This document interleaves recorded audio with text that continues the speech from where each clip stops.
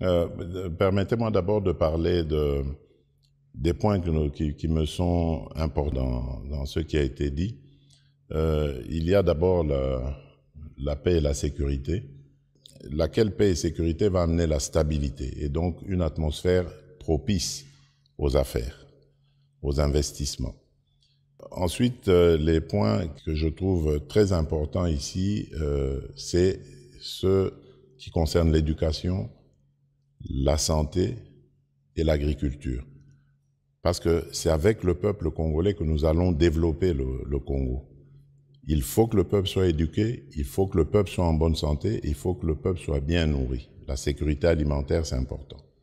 Ensuite, il y a l'environnement dans lequel nous vivons, que nous devons conserver pour un monde meilleur.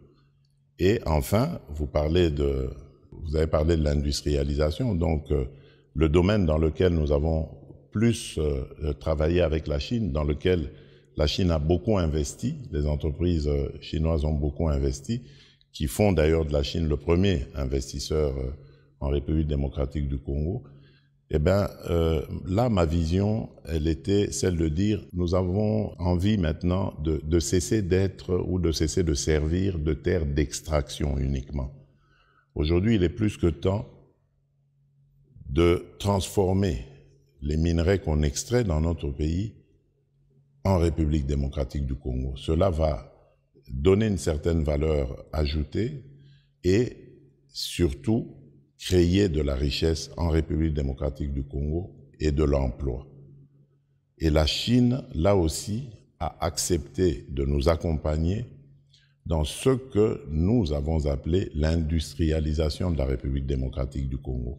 Évidemment, l'industrialisation s'accompagne des infrastructures, construction d'infrastructures, et aussi de l'énergie.